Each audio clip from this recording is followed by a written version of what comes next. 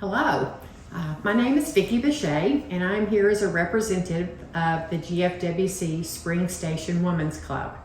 A lot of people have heard of women's clubs, but they may not realize that it is an international organization. The General Federation of Women's Clubs was started in 1890, so we are older than many other service organizations in this country.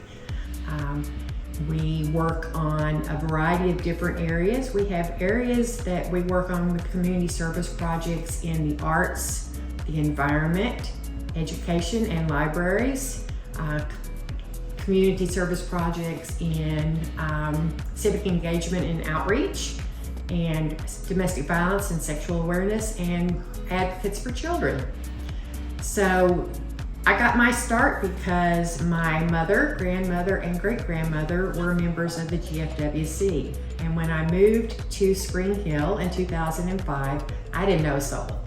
And I didn't have the benefit of meeting new friends through the PTO or kids sports, that kind of stuff. And having been a member of a club in Dixon County, I felt like that this would be a great way to meet new people in my new hometown. And I put an article in the paper, and about 30 women came, and we decided to join the Federation, and the rest is history. So we've been in the Spring Hill Thompson Station area since 2010. So I've been asked to talk a little bit in specifics about some of the things that our club does. We meet on the first Monday of every month in the lower level of the Winchester Community Facility, which is on Murray Hill Street. And for those of you who don't know where that is, it's the park that's kind of behind the Spring Hill Elementary School. And so we meet from 6 o'clock to 8 o'clock at night. And during that meeting, we usually have a guest speaker who speaks about something that has to do with some of the work we undertake, and a little bit of social time, and then of course just club business.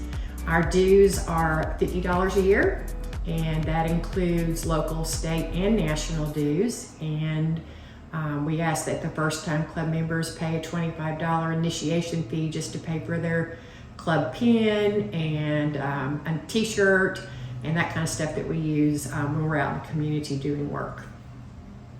So what do? We do a lot.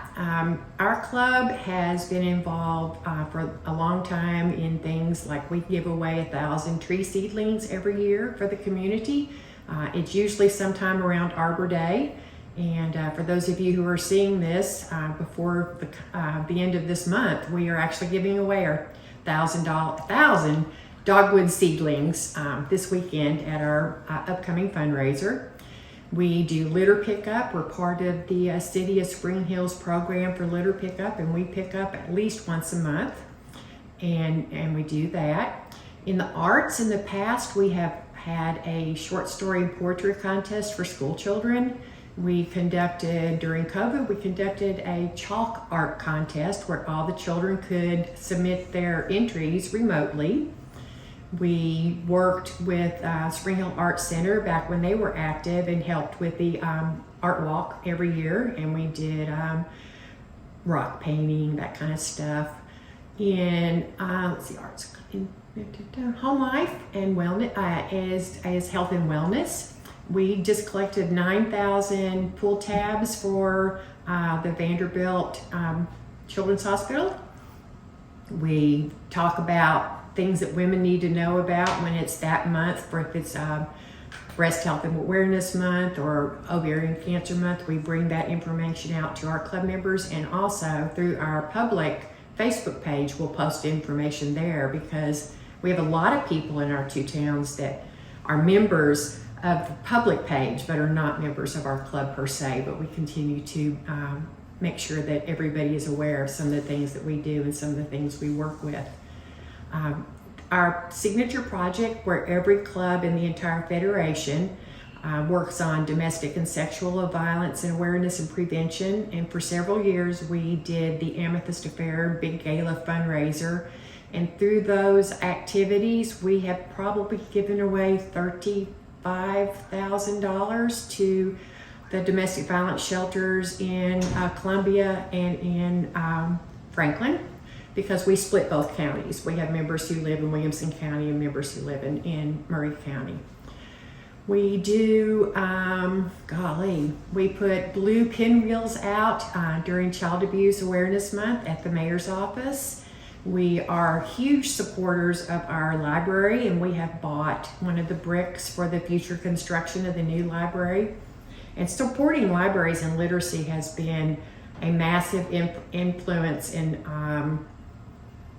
issues that we're very, very concerned about since we got started in 1890. In fact, one of my favorite accomplishments for the GFWC is we are credited by the American Library Association with starting 75% of America's libraries. And that's, to me, that as long as I've been involved, which is 40 years, that is jaw-dropping to me, that we women's clubs throughout this United States have started 75% of all the libraries in America. Other things that we have done, kind of jumping a little bit, sorry. Other things that our federation has been very successful at. A club woman came up with the idea of painting a white line down the middle of a highway because she was a physician and she got tired of seeing head-on collisions because in the 20s when people were learning how to drive automobiles, that was kind of a critical issue. So she came up with that. During World War II, club women raised enough money in war bonds to buy 231 bombers, something like that, which the money that they raised, if you collate it out in today's dollars, I think was over $1 billion that they did. Eleanor Roosevelt was a very staunch member of the GFWC, and she was a member of her club in New York, also one in Washington, D.C., when her husband obviously lived in Washington. She is the person who helped us find our headquarters, which is in Washington, D.C.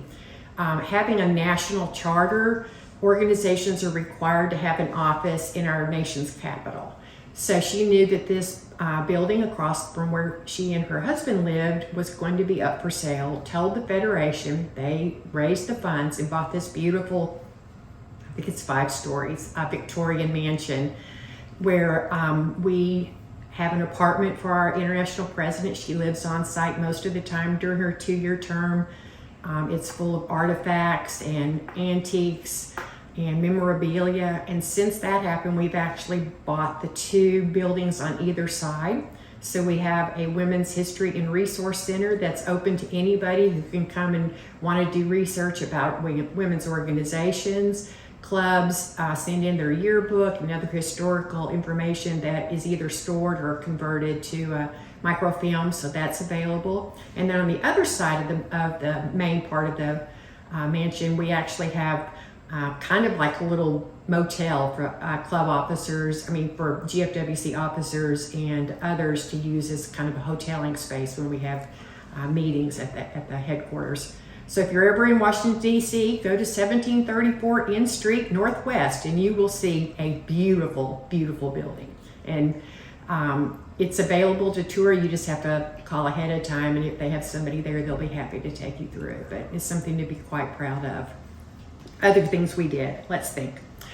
Going back to Eleanor Roosevelt, during World War II, a lot of American military people who were stationed in England met young women in England, and they were war brides, but they didn't have the funds and the ability to get a wedding dress. So she had people send in wedding dresses from all over the country that was sent to England, so that those women were able to get married in a beautiful dress.